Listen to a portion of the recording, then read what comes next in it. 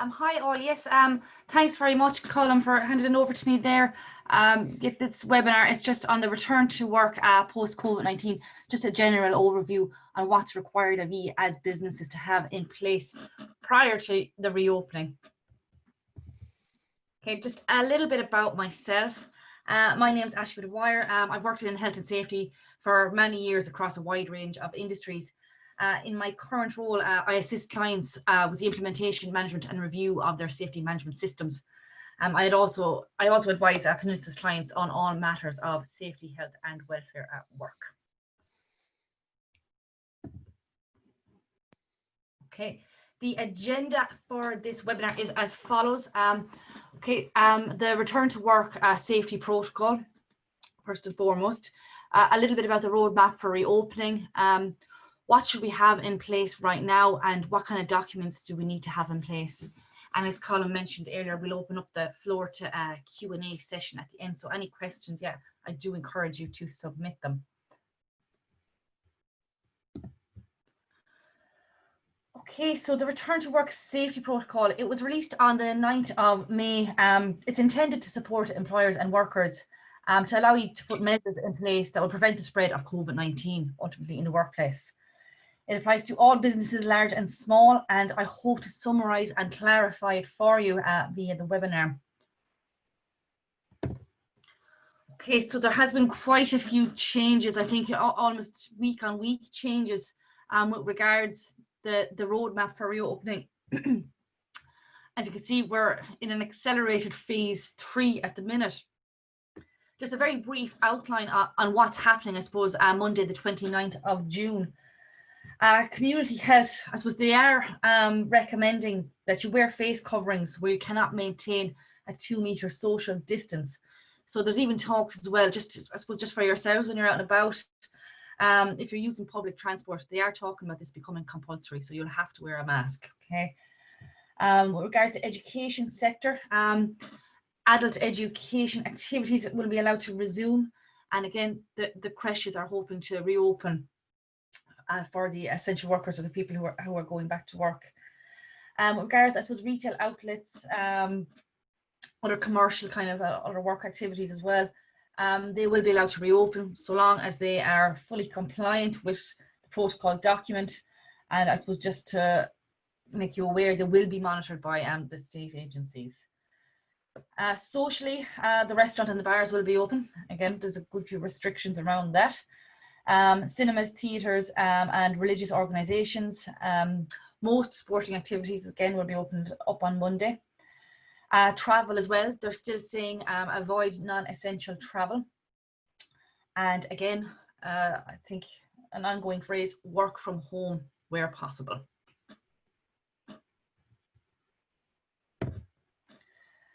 Okay, I just want to talk to you a little bit about the 2005, the Safety, Health and Welfare at Work Act. Okay, so responsibilities in terms of legislation has not changed for businesses. Okay, you can see the table I have displayed here. So what were your duties before COVID-19 and what are they post-COVID-19? Okay, so you must always ensure the safety, health and welfare of employees and anybody else who will be affected by your business activities. Information and training, okay.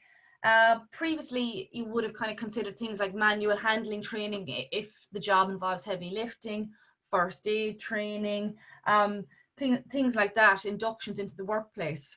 I suppose post-COVID-19, they are making sure that people are receiving, that you as an employer can be confident that your employees have had some sort of COVID-19 training awareness and that they're re-inducted into your business with regard to all your updated procedures surrounding COVID-19. Emergency plans previously as well. You know, prior to this, when you think of emergency, you think fire, emergency evacuation. Post COVID-19, your emergency plan now needs to outline what you are going to do if there's a suspected case in the workplace, and then obviously as well if that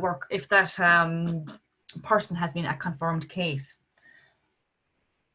Okay, risk assessment then as well. So hazard identification, risk assessment. Before, you might have thought of things like slips, trips and falls, electricity, fire, as I mentioned. Now the risks to consider will be hand hygiene, sanitizing, respiratory hygiene, social distancing, cross-contamination. All of these need to be assessed and prevention control measures implemented.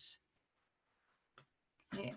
Again, before COVID-19, as a business owner, you were required to have a safety statement. So that's the safety statement is outlining how you intend to manage safety across your business.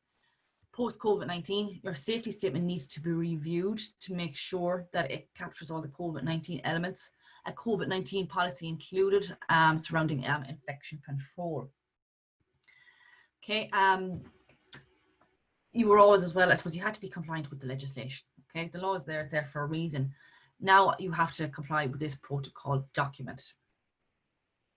Again, all of the above that I have just mentioned, all of this needs to be communicated to employees. They need to be aware of how you manage safety, how you identify risks, what are the emergency plans.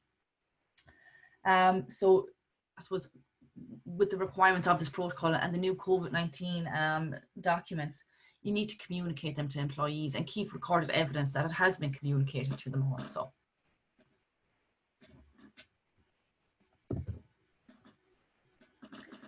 Okay, just for those of you, I suppose, who wouldn't be that familiar with the risk assessment process, right?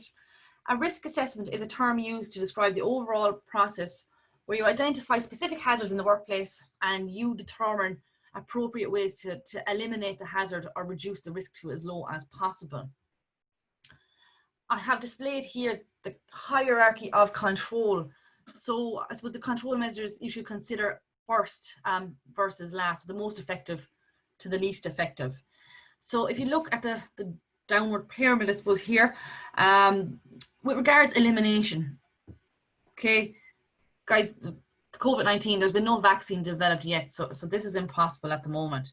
So what they're saying in this case, eliminate the risk. So as I said, employees must stay at home if they're feeling unwell, and you should encourage people to work from home where possible.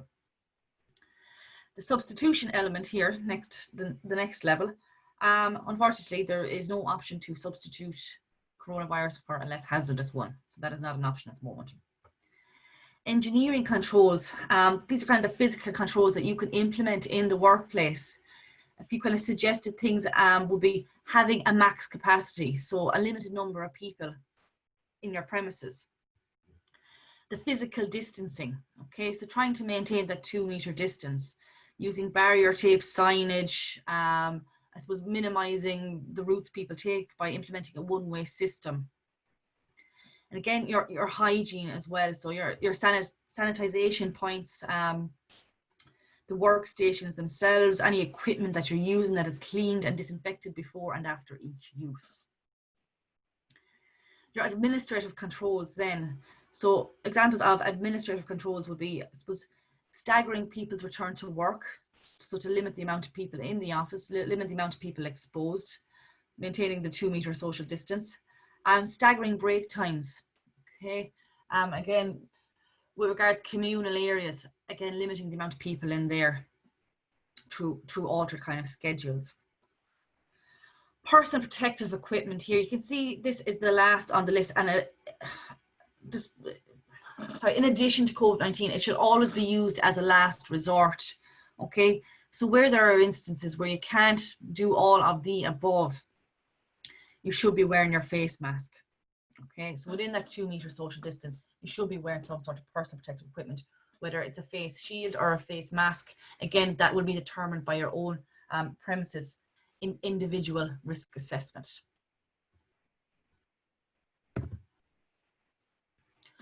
Okay, so in totality, I suppose the COVID-19 response plan, it must contain the following information: a COVID-19 policy, okay, which outlines management's commitment to its implementation, planning and preparing for the return to work. So that's including your return to work forms, the appointment of a COVID-19 representative. Again, your new or updated policies should be included here, and how you intend to communicate all this with your employees. Your control measures to prevent infection, again, so determined by your risk assessment. Hand hygiene, respiratory hygiene, physical distancing, minimizing contact, and then at-risk workers, visitors or contractors. Okay, your COVID-19 induction. Okay, when employees do arrive back, contact tracing. Dealing with your suspected case of COVID-19. The cleaning and disinfection measures put in place. So communal areas cleaned, it should be minimum 2 times per day. Workers would be provided with cleaning and disinfecting materials. And then employee requirements. So they must cooperate in maintaining the control measures put in place and report any issues or concerns that they may have with you.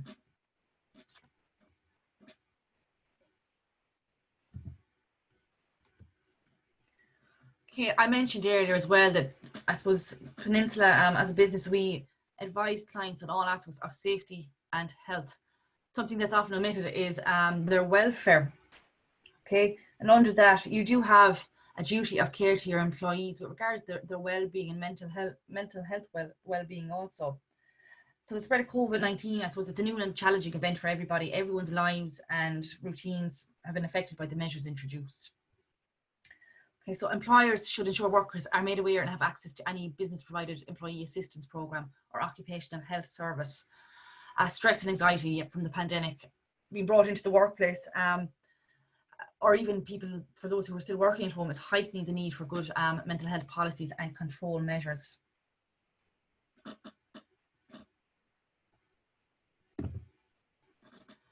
Okay, the protocol document is saying that you do need to display signage. It's a formal way of communicating information with employees. And this is an example of a few of the signs, key signs that you should have displayed within the premises. So what do you do if you develop symptoms, and what are the symptoms? The social distancing guidance. Okay, how to wash your hands correctly. Okay, we'd hope that people are able to wash their hands properly, but again, you can't assume that everybody does. A good place to put them is just over your hand washing areas, so over your sinks. Again, personal protective equipment, it is becoming more popular, and it is being encouraged more, as you'll see on the news. So if your employees are required to wear face masks, are they able to fit them correctly? Okay, so signs on that as well should be displayed.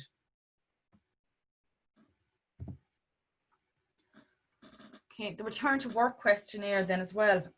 This is a self-declaration complete by employees. It needs to be complete 3 days prior to the return to work. And again, it should be complete, it says here, every 2 weeks thereafter, even weekly thereafter, I nearly suggest as well. You want to confirm that people's situations haven't changed. Okay, so the information required on these forms would include, do they have COVID-19? Are they awaiting test results? Are they self-isolating? Have they traveled, or do they have symptoms? Okay, that's the kind of stuff that needs to be questioned. Again, they may not be suitable to return to work should they answer yes to them questions. And they need to follow the guidance of their doctor. Okay, the worker representative then as well. Okay, so there should be at least one lead worker appointed. This position has many different names. Excuse me. Worker representative, COVID compliance officer, lead COVID officer, whatever you want to call them. You just have to make sure that there is somebody appointed. Okay, so it's also wise, I suppose, to consider appointing a backup lead worker also, just to cover any type of leave. Again, if you have a large workplace, multiple areas, you should consider appointing more lead workers, because their role, I suppose, is to ensure social distancing has been adhered to, check that the workers are practicing good hygiene, ensure adequate stocks of cleaning materials and personal protective equipment. They must not put themselves at risk while on duty. Okay, so this worker representative, they will need some sort of formal training, awareness training, and also specific training on what areas you want them to monitor, where you do keep your stocks of disinfectant and cleaning equipment. That kind of stuff as well needs to be communicated to them.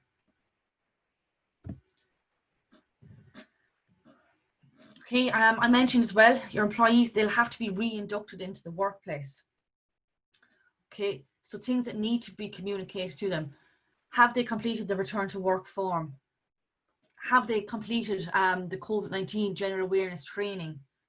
What do they do if they develop symptoms at work? Who do they report to in management? Who's the lead worker representative? The contact tracing log. Okay, I'm going to that in more detail after, but they need to be informed about this. If there is any updates to the safety statement risk assessment, again, that needs to be communicated to them.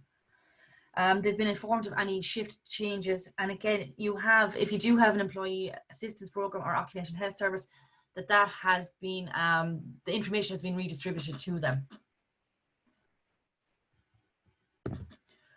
Okay, so just with regards to contact tracing, this is to find cases quickly so they can be isolated to reduce the spread. Obviously, we do not want a second wave of this happening. Okay, an employee contact tracing log, it must be maintained by all. The information on this log should only be used in the event of an emergency. So if somebody develops systems, you've implemented your suspected case plan, and let's say they're confirmed at a later stage. So the purpose of these forms are to facilitate the HSE. Okay, the records as well, they must be kept for a minimum of 6 weeks. Okay, the suspected cases then. Okay, if an employee presents symptoms, there must be a solid emergency plan in place. Okay, as I mentioned previously, they must know who to report to. Also, there should be an isolation area. This area should have a closable door preferably, and it should be ventilated. For example, just keeping a window open. If you don't have a separate area for them or a separate room for them, just make sure that they're far enough away from everybody else. Okay, there needs to be tissues, hand sanitizer, disinfectant, personal protective equipment, including gloves, face masks. Waste bags should also be made available in the isolation area. Okay, this person, yeah, you bring them to this area. Again, you lead them to the area safely, making sure that they're not touching of too many surfaces. They're practicing good respiratory etiquette. They're sneezing into tissues and disposing of it straight away. You'd get them to don the personal protective equipment in that room, and then prior to them going home, you have to make sure they can get home safely. So ideally, if they're okay, drive themselves home, have a member of their household pick them up.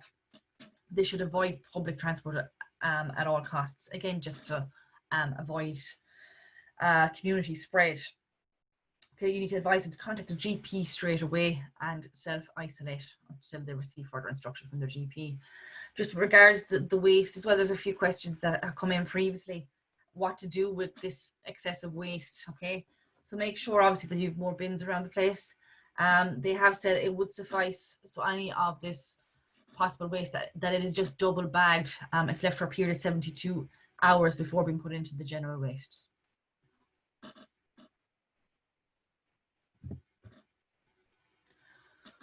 Okay guys, so in summary, okay, your COVID-19 response plan should include the following: updates to risk assessments and new risk assessments, your updated safety statement with the inclusion of a new COVID-19 policy, your emergency procedures, so the suspected case procedure,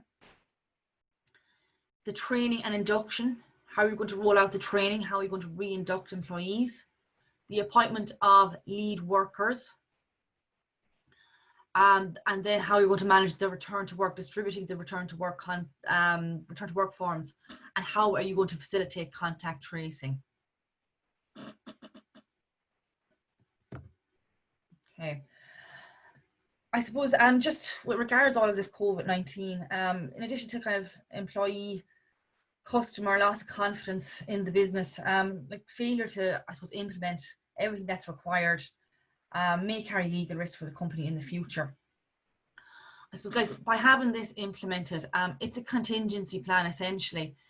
If the number of cases are to go up again, obviously the country, it might not be viable for them to shut down again in terms of the economy. So we want to try and keep businesses open. That's what the intention of this document is. Again, I mentioned as well, a lot of customers, employees as well, they can be a bit anxious about the return to work. So I suppose by having all this in place, you're going to give them that confidence that everything is okay and you're proactively managing this COVID-19 risk. I just want to explain here, I suppose, what Peninsula do is we get your business properly set up for COVID-19, post-COVID-19. We review your existing documentation. We perform a gap analysis then, and I suppose tell you firstly if things are working well, and then we create a plan for you if not, if there's a few things that need to be worked on. We do create existing policies and then new policies for your business. We assist you in creating this COVID-19 or contingency plan. We do give you advice on prioritizing key personnel within the business. We assist you with creating new risk assessments. We help you to promote better hygiene. We have a lot of posters and everything as well that need to be displayed, safety policies, framed certificates, etc., that can be displayed throughout the workplace. I suppose we have a team of consultants who work around the clock nearly at this stage, ensuring that all our documents and everything is kept up to date with current legislation and government guidelines. Also as well, we have a 24/7 support line with qualified people, so they can answer any questions that you have 24 hours a day. Okay, I'm now going to open up the Q&A session. So if you just bear with me for one moment. Thank you very much, Aisling. That was very interesting, a lot of information there. Just a few questions coming through here that I'll just ask them to you there. Does the COVID-19 appointed person need formal training, and is there a course that they can go on for this? Yes, they should have formal training, okay, followed up by a toolbox talk on the specifics applicable to your company. Peninsula offer an e-learning session targeted at the lead worker training. Okay. And is that something Peninsula provides, or is that is it a HSE mandate? We provided that there are other companies that provide the training also. We have an e-learning session, an interactive e-learning session that's what our clients have been using so far. Okay, perfect. And then the next question there is, did this new protocol, when did it become law, or is it law? Okay, look, it's embedded in the existing legislation, as I showed you there, just with my reference, the 2005 Act. So they're actually doing it very cleverly. Yes, all of the above that I have mentioned has to be implemented by your business. The Health and Safety Authority, they have 500 new inspectors appointed. They're carrying out on average 100 inspections a day. So they will be going into premises. They will be looking for the physical aspects. So your hand sanitizing stations, the 2-meter social distance elements, so the stickers on the floor, the posters. And in addition to that, they will have a checklist for these documents also. Perfect. And then just 2 more questions just to come in here. Does this apply to all businesses, or is it just food and beverage, or? Thanks, Colin. Yes, all businesses, large and small. The application will be different. The legislation, look, it's going to be the same. The protocol is fairly generic, but your risk assessment is going to determine what you need to do. Okay, perfect. And then, sorry, just the last question here for you, Aisling, that came in, is just that this person has employees working from home, and they just want to know what their responsibility is for their health and safety of the employee. Excellent. Okay, a lot of people obviously working from home at the minute. It's very important, I suppose, that as an employer, your employee, now that they're working from home, that is technically their workplace. Okay, so they do need to, I suppose, guarantee you that their workplace is safe and it's viable. So you need to provide them with the equipment they need to carry out their job. So laptop, headset, whatever the case may be. You want as well get, what we've been suggesting to clients is that you get them to complete a self-declaration. So similar to a display screen equipment assessment. Anyone who sits at an office would be familiar with that. But you want them to say, okay, yes, I have a comfortable chair, I have a table, I have my laptop, I'm happy with my at-home setup. Again, if you're to provide some sort of training as well, little things like, keep your desk area neat and tidy. If somebody trips over a laptop cable, the employer could potentially be liable if they haven't instructed their employees to maintain a clean and tidy workplace. Again, they should also have a point of contact within the business. So if they do have any issues, then they know who to raise them to. Perfect. Thank you very much, Aisling. And I believe if anyone has any more questions, you can get in touch with Ashley, and her confirmation, or sorry, contact information is there on screen. Just going to share this. Perfect. So next week on the webinar, we will have Ballymaloe, who will be sharing information about their story and their success internationally. So we look forward to that at 2 o'clock next Thursday. Thank you again, Ashley. That was great. And I will talk to everyone next week. No problem. Thanks very much, guys. And thank you very much, Colin. No problem. Bye now.